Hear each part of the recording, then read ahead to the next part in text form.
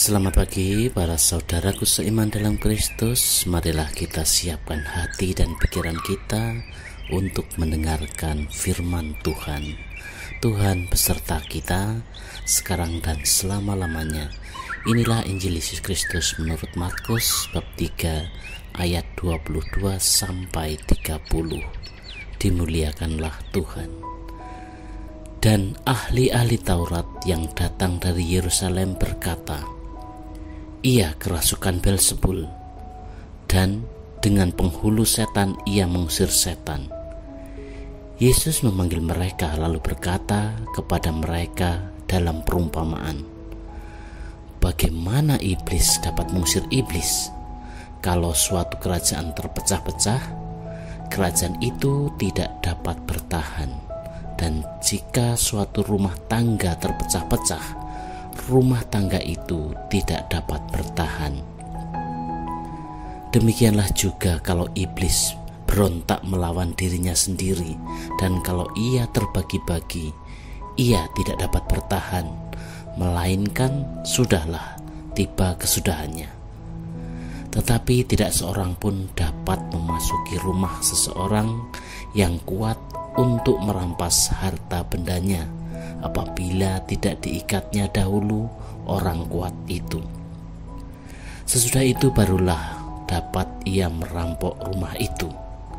Aku berkata kepadamu, sesungguhnya semua dosa dan hujat anak-anak manusia akan diampuni, ya, semua hujat yang mereka ucapkan. Tetapi apabila seorang menghujat Roh Kudus, ia tidak mendapat ampun selama-lamanya, melainkan bersalah karena berbuat dosa kekal. Ia berkata demikian karena mereka katakan bahwa ia kerasukan roh jahat. Demikianlah sabda Tuhan. Terpujilah Kristus. Selamat pagi para saudaraku, sahabat suara hati, rekan muda, dan para pendengar dimanapun Anda berada.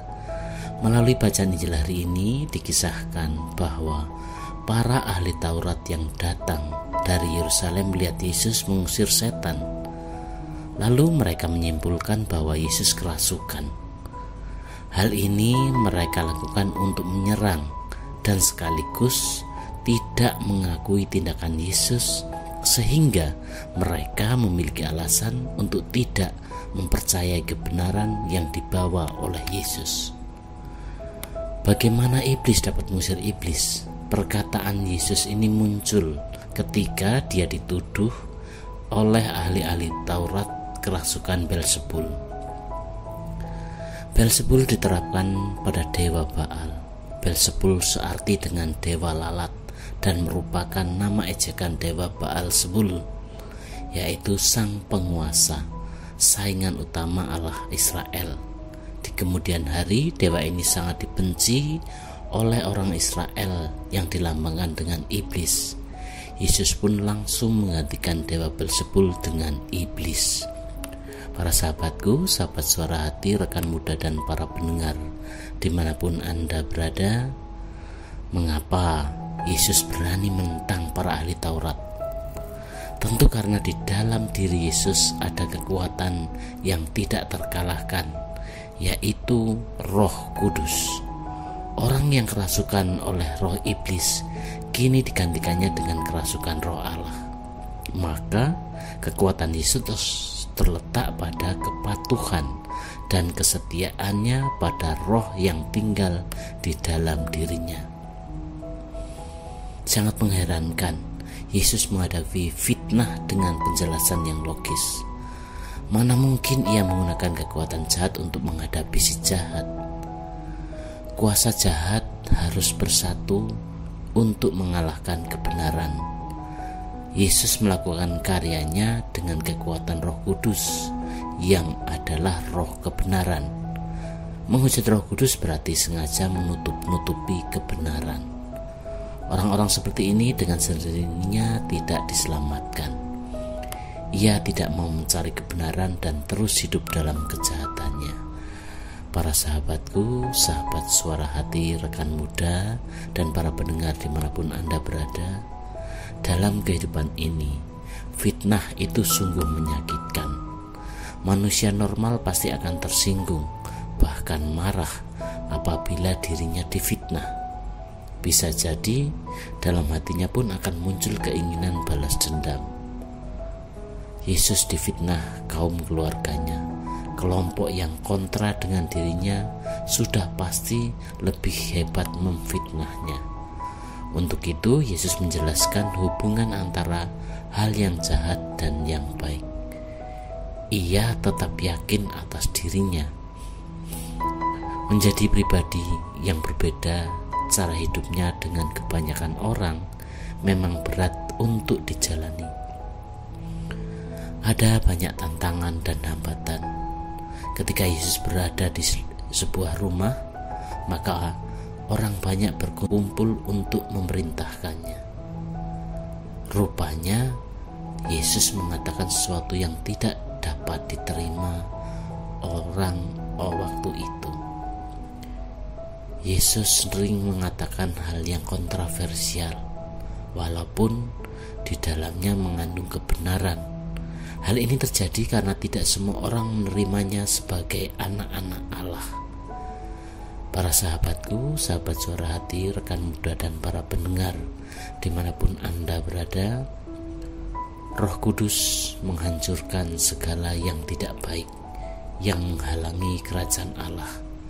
Dengan demikian, kita semakin disadarkan bahwa tidak ada yang menghalangi karya Allah dalam diri setiap orang kalau dia diterangi oleh Roh Kudus.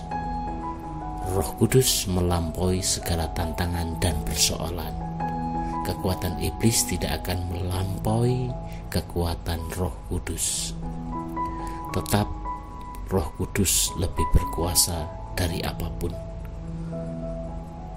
Saudaraku seiman dalam Kristus, segenap pengikut Yesus diberi Roh Kudus dengan tugas patuh dan setia pada Roh itu. Sebagai penganutnya, kita tidak perlu takut akan kekuatan roh jahat yang ada di tengah kehidupan kita, karena Roh Kudus selalu menuntun kita. Untuk itu percayalah bahwa Roh Kudus itu sungguh luar biasa. Marilah kita berdoa agar dijauhkan dari roh jahat, dari dosa yang menghujat Roh Kudus. Kita membutuhkan roh kebenaran untuk hidup dengan benar di hadapan Allah. Kiranya roh kita dibuat peka merasakan pimpinan Roh Kudus untuk memahami karya kasih Allah dalam kehidupan kita sehari-hari dengan kebenaran firman Tuhan. Demikianlah permenungan kita hari ini, dan marilah berdoa dalam nama Bapa dan Putra dan Roh Kudus. Amin. Bapa dalam surga, terima kasih untuk hari ini, terima kasih untuk terang firman-Mu. Jauhkanlah kami dari sikap saling menyalahkan, sehingga hati kami sungguh terbuka untuk selalu diterangi dan dibimbing oleh Roh Kudus.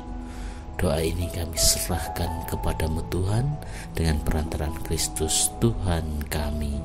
Amin. Dalam nama Bapa dan Putra dan Roh Kudus. Amin.